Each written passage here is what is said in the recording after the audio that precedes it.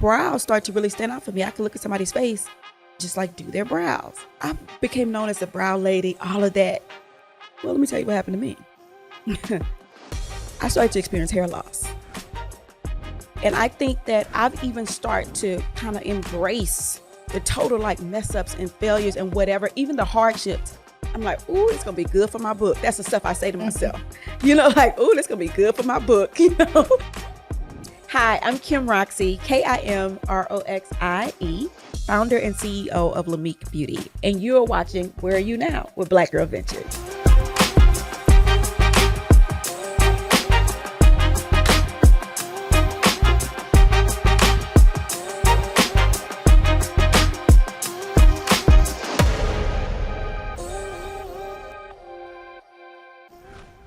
Kim Roxie, CEO of LAMIK Beauty. Welcome to the weigh-in series, Where Are You Now? I'm so glad to have you.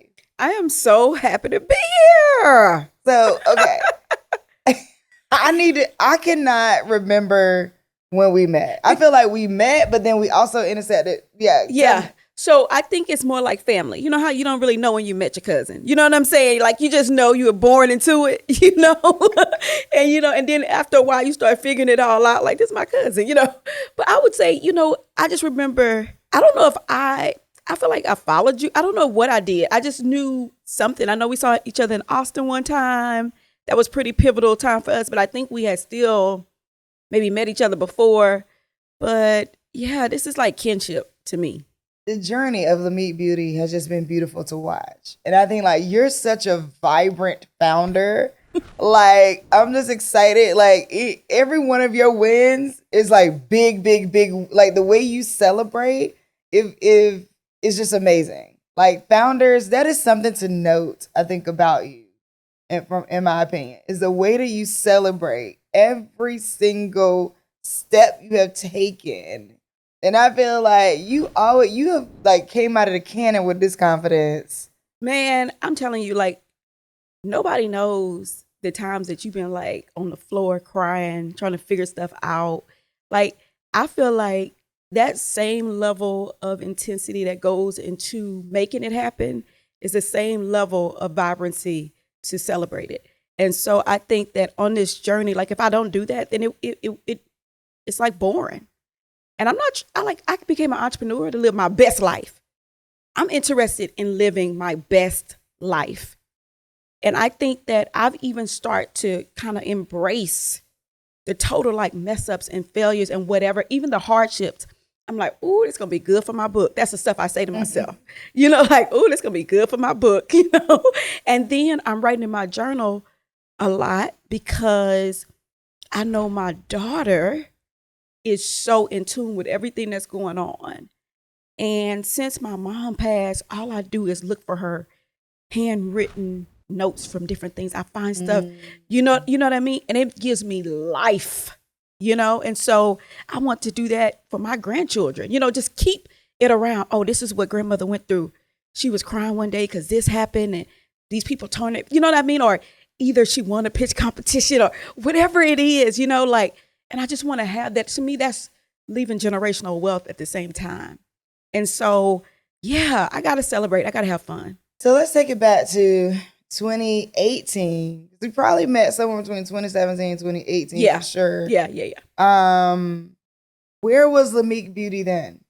So LAMIK Beauty, originally LAMIK was a cosmetic makeup shop that I had created.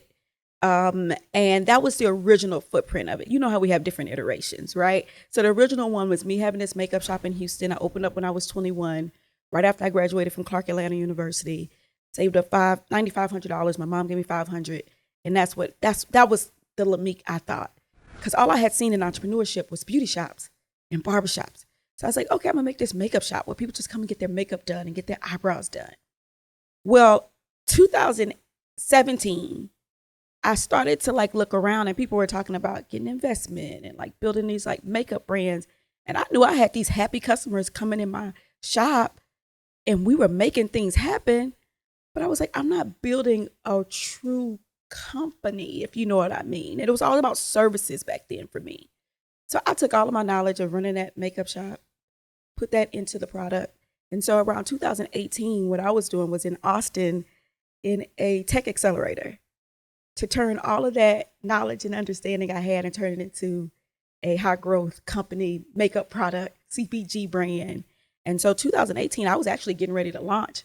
I was out there, I was in the tech accelerators, I was getting ready. 2019, I did a crowdfunding campaign on Our Fund Women. 2020 is when we had our deep connection, but I truly launched the national clean makeup brand, LAMIK. So, okay, so I'm going through the journey. So you take $10,000, launch a makeup shop, similar to a barbershop. People coming in, you doing their makeup. Yeah. What was some of your startup costs around going from the shop to actually launching products? Yeah, some of those startup costs, I didn't even know what I was getting myself into. I didn't, because I had met a chemist who had retired from Estee Lauder.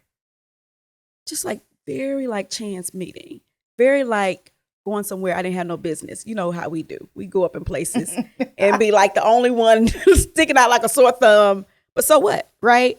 I went to go investigate how to create a makeup line. So I went to this trade show in New York, and I'm talking to the manufacturers. I'm like, yeah, so if I want to make this eyeliner, you know, like how much, you know, I want to make 100 of them. They're like, what? And I'm like, yeah, I'm thinking I'm talking. I'm thinking I'm doing something. Like, yeah, let's start. They were like, no, we do minimum order quantities of like 10,000. Like, what are you? And so this guy, come to find out he's a chemist, heard me haggling with the manufacturers. And he said, here's my card, give me a call. And I did. And so while I had that makeup shop, what I was able to do with him was just experiment and just see. And so I didn't really understand how much it really cost to make a makeup line, because this chemist from Estee Lauder became my friend. And we just started like working on products. And I said, you know, what about we make it and it doesn't have this ingredient in it? So I took a long time just like testing different things out. And what was interesting was he got really sick. And I thought, oh, I'll never be able to create a makeup line because nobody will do for me what he did for me. I know, you know, what these manufacturers want. And he said, no worries. He ended up having a heart attack, and he was recovering. And I was so worried about him and just, you know, everything. And he was like, no worries. He was like, you're on to something. He was like, I have a friend that's building a cosmetic manufacturing facility in Houston, where you're from, because he was in New York. We used to have to travel back and forth and do all this stuff. He said, I'm going to give you his number. I want you to meet with him. And I met with him, and he's the reason why I could even go into creating. So the startup cost for me was relationship. The currency was just relationship. I love that, because, you know, on this journey, what I found is that, so yes, I started out like, people need money. How can I get it to them? Mm-hmm. And so that was what was my focus. And then I realized I kept navigating this ecosystem. I'm like, oh my God, people need relationships.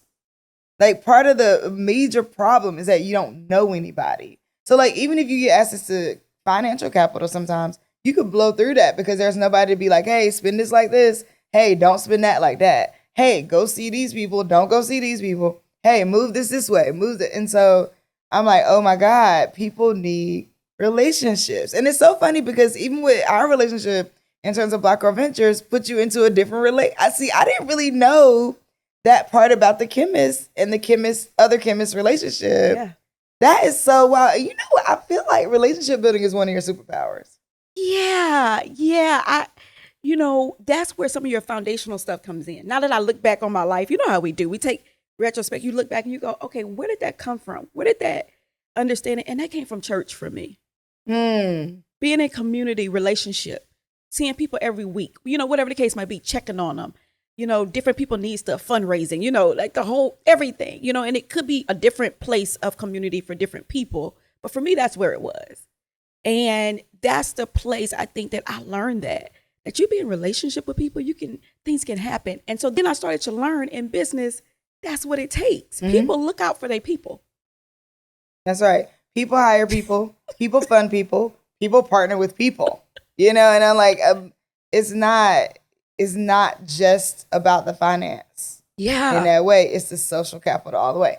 Okay, so you meet this guy, and how do you even know what to proceed? Well, I guess because you had the makeup shop, because I'm like, how do you even imagine I want to start with what products? Was this a part of the makeup shop as well? Like, you knowing, like, I want to start with just an eyeliner, and now you have an amazing brow brand. Like, how do you know where to go? Yeah. So for me, self-experience started to come in a little bit too. So 14 years, I live in the most, I lived in the most diverse city in the country. Houston is actually the most diverse city in the country. So I had people coming in my makeup shop, every skin tone, every complexion. So I can really say I've seen it all in regards to that. Taking that experience, I started to become this brow whisperer. And so I didn't even know it. But I went and got my aesthetics license because to work on people's face, I started to look at like, what do you need? And I was like, okay, I need an esthetician license. So I became an esthetician, and brows started to really stand out for me. I could look at somebody's face, just like do their brows and shape them the right way. And I started to get a lot of notoriety for this, local media, all this stuff. And so I became known as the brow lady, all of that. Well, let me tell you what happened to me. I started to experience hair loss. Happened on my scalp, happened on my eyebrows. So now the person who's known for amazing brows, my own calling card has left me. And I kind of was like, so I was like, this is what I do to my brows. I started experimenting, doing different things. So my first product that I really created was my brow products to put on market because that's what I needed.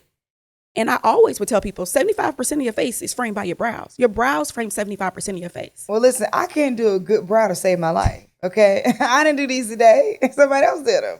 And she did a good job. And your brows look amazing. Yes. But something that you just said, which is like, wow, is my own calling card. Sorry. What was that like for you emotionally? And then how did you bounce back into the business while you're like, you know, did you have any types of like, not imposter syndrome, but just more like, yeah, call it out. Yeah, like, you know, like, well, how am I the expert now when I don't even have the thing that I say I'm good at? Tell me that. Yes, yeah, like that's exactly what it felt like. It felt like you can't speak on something, but you know you got the knowledge. Like I know I can do your brows, but if but mine don't look good. You know what I mean? Like, and so for me emotionally, it felt like I had to surrender. I had to surrender to what was happening. Okay, don't make me go there right now. Like I'm like, oh no, I am so into it because surrender is such a big word, right? You know, you could fight it, you could try to deny it. Yes. You could try to resist it. Yes. Yeah. And I had to surrender. I had to surrender to the fact that that's what was happening. Hair loss was happening. I got diagnosed with a form of alopecia. Actually, 3 forms of alopecia. It's happening, Kim. And so hair was such an attachment to my beauty, I thought.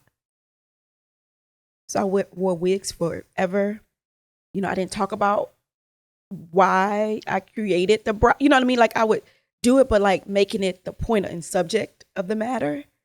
Besides just like looking good, really understanding. And so I had to surrender. And really when we launched nationally and everything, that's really where I felt like, yeah, Kim is bigger than you. You need to just surrender, tell the story, show yourself, show yourself. And it has catapulted me in ways that I would have never thought. So I'm on a journey of embracing my own beauty. I would not be honest if I was to sit here and tell you every day I feel so amazing and I feel so beautiful. I actually have to talk to myself. I have to let these products speak to me. LAMIK stands for Love and Makeup and Kindness. It's an acronym. Love and Makeup and Kindness. Because love and kindness is your true makeup. That's your true makeup. Because beauty is revealed and not applied. I have to let these products work on me every day. I love that. I love beauty is revealed and not applied. I also think that's a part of the idea of journey, right? Like beauty is revealed as you go through the journey, the beauty of the journey, the gratitude for the journey, the how you feel about the journey, is revealed as you go along with all the kind of like bumps in the road or ups and the downs and things like that. You mentioned that your mom passed. Did your mom pass before or after you started the business? Mom passed when I had the makeup shop. So the makeup shop was open. She was a part of all of that.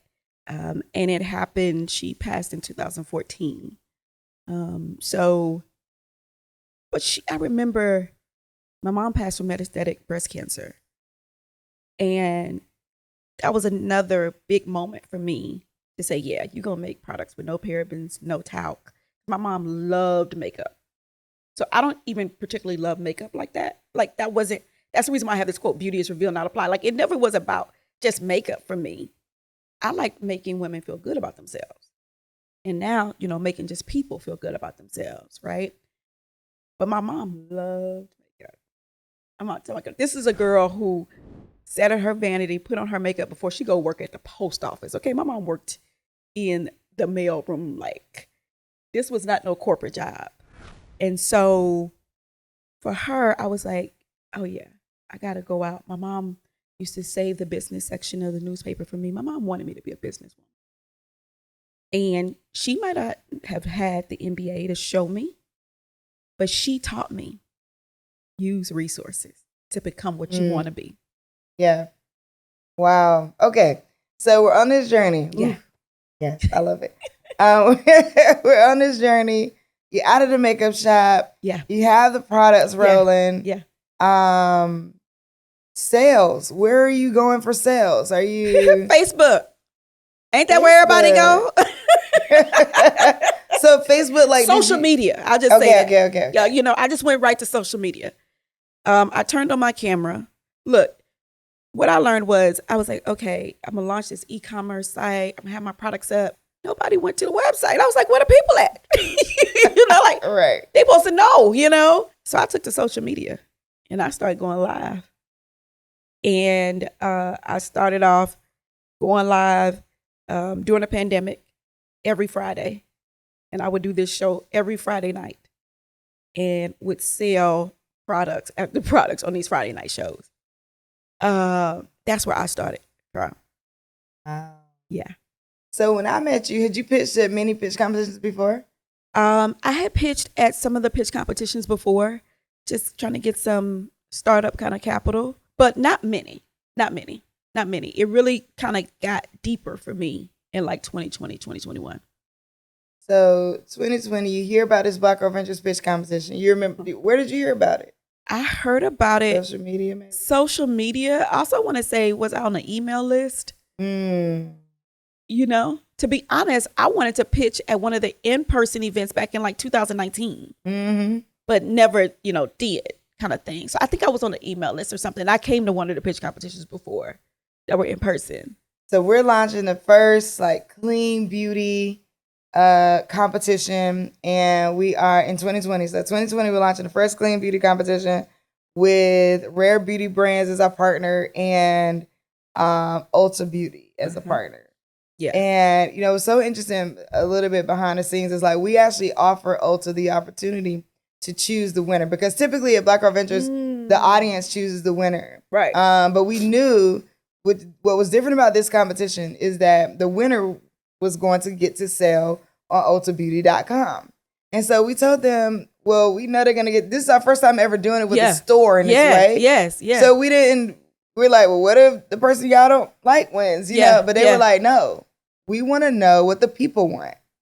We want the consumers to choose because the consumers are important to us. And Ulta is one of those stores where it could be challenging to get in because they are so what do the people want focused. And if they don't feel like they're a particular customer, and I feel like that's the case for most stores, but Ulta specifically is very, very keen on like, is the customer that comes to us gonna want this thing? Yeah. Right? Yeah. But they were like, we want to see what the people want. And so you were our first place winner. Yay! Yes. First, what was it like for you? What was it? What was the Black Girl Ventures experience like for you before you got to Rare Beauty Brands and then yeah, like we're gonna get there too. But before that, what was the experience like for you pitching to the folks at Ulta because they were also part of the panel, and just like tell me a little bit about that. So you gotta create the scenario, Omi. Like it's 2020. Like we trying to figure out where life going from here, right? It is, I'm from Houston. Our brother George Floyd was murdered, right? Like it's all of these things happening. And I had the opportunity of a lifetime. This is an opportunity of a lifetime to be in my daughter's room and pitch to Ulta, right?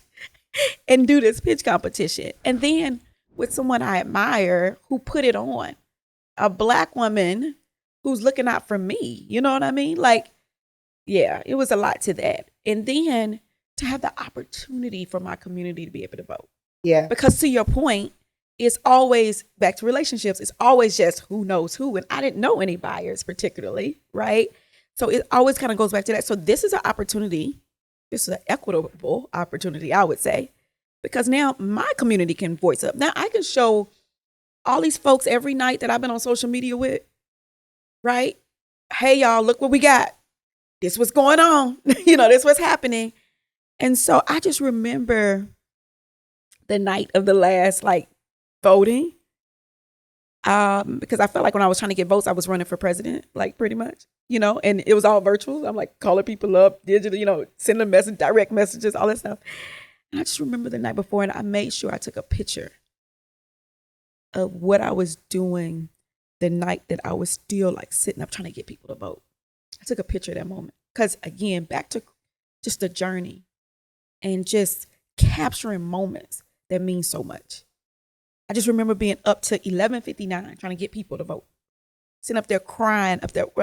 And when the site showed that I had prevailed with the most votes, I ran around my house and cried, just shouted wow. I want to see that picture. I'll show it to you. Wow. Oh my God, I need tissue. I'm sorry. Wow. Yeah. Sometimes you build something and you just, you just going with the flow of it. You know what I mean? So you don't really, it has impacted people. You know that it has mattered to people. Yes.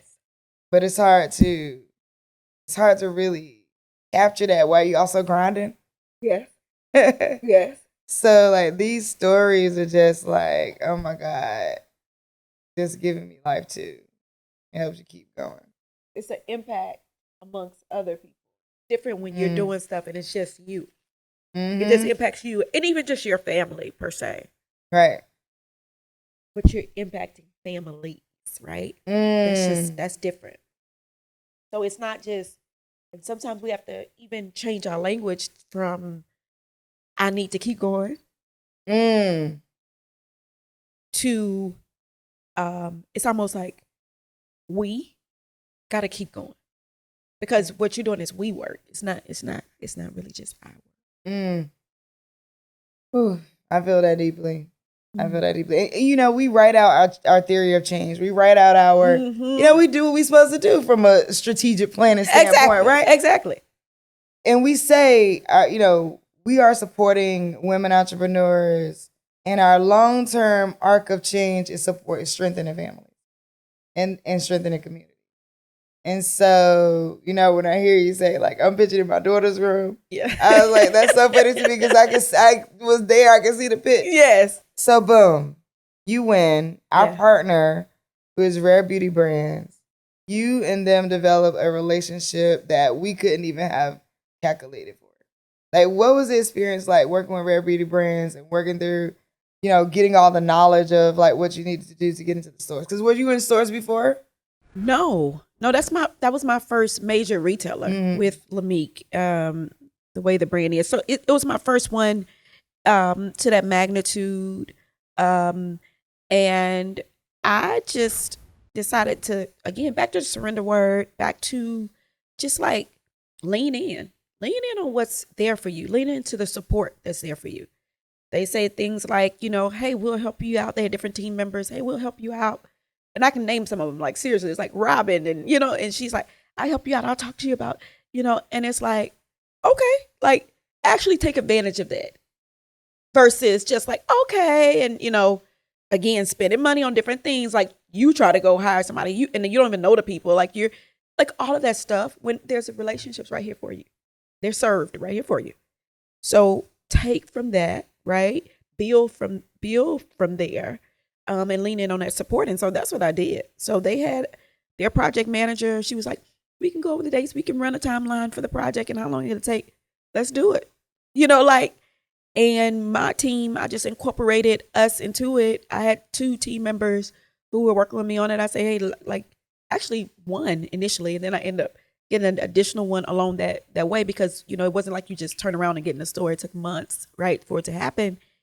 And we would get on a call with them. We had touch bases probably bi-weekly, something like that.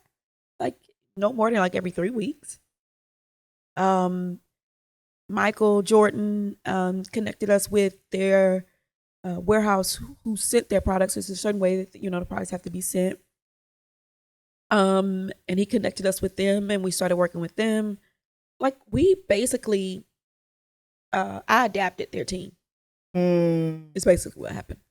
So talk a little bit about like, what does it take to go from selling maybe in smaller retailers or, and on your own to going into a bit, like what exactly did they help you with?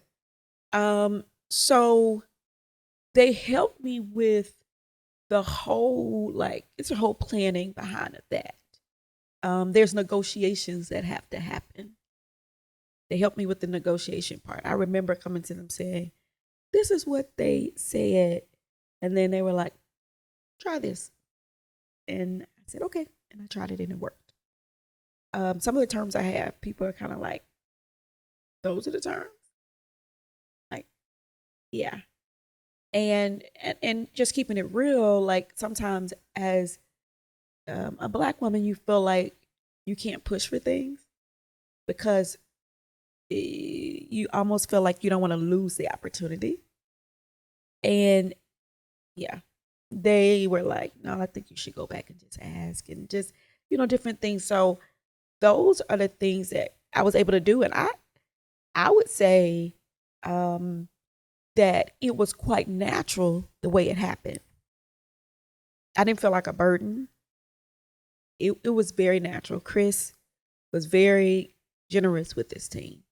And I think that that's something that, like you said, I didn't realize that was going to be a part of it.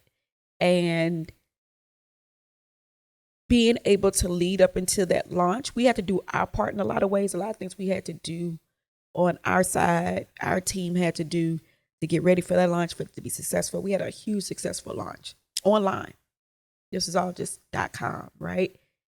We had a huge successful launch, but without that preparation to be able to get there, that timeline, having a project manager, all of this stuff, it wouldn't have been as flawless.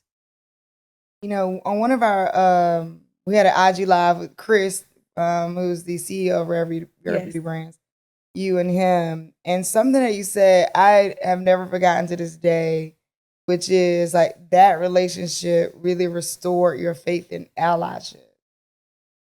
Yeah. And that for me, that's deep because of the work that we do in the community as Black renters with women and Black women, and a large part of what we had to face is a community, is just having been oppressed by the people that we need help by. Yeah. We're like, hey, we need to be allies with you, but like, we don't really trust you, but like, we don't really know if you really down, or like, are you for real? Are you not for real? Are you telling me the truth? Are you not telling me the truth? Are you going to really help? Like, you saying you'll help, but then I call you. Are you like, there's so much of that. And right in the middle of like the pandemic, the quarantine, the pandemic, and right after George Floyd, right? Like this huge sort of performative allyship kind of happened where people are like, oh, I'll take a call, but like really didn't take any other steps. That was a huge, huge, huge thing for me to hear you say that. And so I was just like, Thank God, because I also don't want to be putting people in relationships with people that are not great. You know, Right, because it's a little bit of matchmaking you're doing here, right? Yeah. You want to be careful with that too. Exactly. All right, so we go from $10,000 launching a beauty shop, then we go into relationships to help formulate the product. Yeah. Then we go into now crossing over 6 figures mark and beyond. And so I'm going to ask the question, where are you now? And that could be multiple things, personal, financial, product-wise. Where are you now? We now at a place where we're ready to go into physical retail. We are really building up our team right now. And the way to be able to do both of those things for us is to now secure larger capital.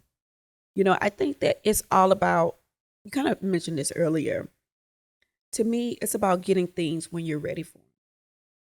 It's about being able to capture the moments like when you're ready to stand up to them. And so the fact that we have been able to still maintain our relationship with Ulta.com. We just recently launched a whole lip gloss exclusives products with them on their site. Yeah, well, show us what you got. Okay. So we got what I'm wearing here. The iconic, I Am Iconic lip gloss. That's important lip gloss that's available on You Ulta. is important? Okay. Hey, you is important, okay? I wanted to name it things that really speak to us and build us up, really. And then we also have our brow kit that we actually launched with them, which is a value set, and then also our mascara and brow gel. Our brow gel, one of our top selling brands. I remember when they did the 21 Days of Beauty, it sold out on Ulta.com. So we came back with this beautiful set where you get the brow gel and our newly formulated mascara together, and they're all available still on Ulta.com. We're on HSN. We just got. Oh, that's right. Yes. Congratulations. Thank you. We got nominated for the best brow product. It's actually happening right now. Customer Choice Award. We got nominated for a Customer Choice Award. So we're excited. I mean, against some of the biggest brands, like best brow product, from hair loss to best brow product. What? Like, come on. So we're there. We're also on 13 Loon. We are just at a place where now we're able to just we talk about scaling. We're really at that place now where we're ready to do that. A lot of what we've done has been grassroots. It has been winning the pitch competition. It has been working with our customers and making sure they come back and having repeat customers and building on those relationships. Now we're interested in a great capital infusion now to scale and really grow and go into in-store retail and do all the things. Yeah. Well, it's coming because your alignment speaks to it. Your constant alignment throughout your journey speaks to staying right in alignment with what you feel and what you're doing and knowing where that's going. Yeah. It literally speaks to there's no way that it won't happen. Right? People will say oh, it was meant to be what happened. I say there's no such thing as what's meant to be not happening. Oh, actually, there was a bit of alignment that happened. So at the end of 2019, there was this beautiful dark-skinned woman by the name of Ebony that went inside of an Ulta store up in New Jersey to get her makeup done for her baby shower. And she showed the makeup artist the picture. She had made an appointment with the location, and she showed him the picture. When she sat down to get her makeup done, she got a little pushback. And then also started to feel a little problematic. We need to find, and we're not sure. So she actually took them around the store to tell them, you can use this on me or you can use that. And when she got done, you know how it is. You've been pregnant before. She was a bit emotional. This ain't what I thought I was going to get kind of thing. And my face not looked the way that she liked. So she said after her baby shower, she just kind of put a picture on Twitter. She was no malice intended. She just wanted to say, hey, people should understand how to do all skin tones and also have products for all skin tones so they can show up. So she kind of did one of those, this is what I asked for versus what I got pictures side by side. She said she woke up the next day, phone blasted, notifications going off. like all these different platforms picked it up. It went viral. Someone sent the picture and the post to me. And I immediately, as a dark-skinned woman, felt her, like, know what that feels like, walking away feeling ashy, all of the things. And I contacted her on Instagram because I noticed that she lived in Houston. And so I was like, I just let her know, hey, if we can do like a maternity shoot for her. I know I can't bring back her baby shower moment, right? But I was like, if I can do a maternity shoot for her, I'll do her makeup. We'll use my products on her that we're ready to launch, all that kind of thing. Because now it's 2020. And when I contacted her, and so she responded back and was like, I would love to do a maternity shoot. So I hired a photographer, a stylist. I did her makeup. I used LAMIK on her. I used our brow kit because actually one of the things was that like her brows looked so faded towards her face. And so I used the brow product. And she was like, brows are so hard for me to get that actually that I could do, but then also that shows up on my skin tone. Because she's even more deeper complexion than me. And I did that, not thinking anything of it. This is like maybe February or so. And we did the pictures. She was happy. She put on Instagram, kind of gave people an update. By the end of 2020, what was I doing? In a national beauty pitch competition to win to get on Ulta.com. So you know what I did. So Omi, one of the things I did was I immediately called her. She was one of my first calls. I was like, girl, we getting on Ulta.com with LAMIK. You know you got to be one of my models for the website. Right now, her face is on Ulta.com. Oh, wow. Because of LAMIK. So she went from, walking in the store, not having something that shows up or feeling seen to that. But that's not where the story is. About 6 months ago, we go to the headquarters of Ulta for an event they were doing for emerging brands. And she does content now. Like she got into content creation and all of that after she went viral. Well, I asked her to come with me to do my content for the event. She comes out to the headquarters with me. We ended up running into the CEO. Wow. We shared the story with Dave. He was so receptive. Heard her, she was like, now because LAMIK is there, like their brow products show up on me. The other ones used to be so gray or not show up on my skin tone. He was so impressed and also so thankful that LAMIK was able to be that solution for her. He ended up taking a selfie with me, putting it on his Instagram. That went crazy. So, yeah. Wow. So Black Girl Ventures helps LAMIK get on ultabeauty.com. Ulta solves a problem for not only that woman, but I'm sure thousands of women, and beyond, like continuing, right? Like this is not the end. This story is still going. This journey is still going. You meet the CEO. I also saw you did the day in the office. Mm-hmm. Wow. Like I'm like without words because I think it's just so fantastic. And to think that this Black Girl Ventures was just an idea for me too. Like people need help. I need to help them.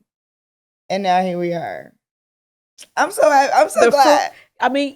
And back to like what we talked about, like it's not about I keep going. It's we keep going. Because this is the type of fruit that's coming from your tree. Thank you for sharing your story. I appreciate you. So I'm excited to see where you go. Yes. Thank you so much for joining me on the Weigh In series. Where are you now? Your story is just phenomenal. I can't wait to see you. I cannot wait too. And I gotta tell the other thing that I've been on top of that I just started my first live show with is TikTok Shop. Yes, you gotta get into the TikTok Shop. I just started my live show though. Like we're on TikTok Shop, but then I just did my first live on there. So I'm excited about growing that channel too because I came from doing live shows to get people to buy our products. We're going to keep that momentum, and I think to continue to grow our community, we're going to keep it up. Oh, you're going to kill it on TikTok Shop then. Because literally, it's ridiculous how much stuff I need to be stopped. Like the number of things I click and buy. Keep going. It's I got you. I'm definitely buying some. But thank you so much for joining me. I appreciate you, Kim. This has been great. Love you.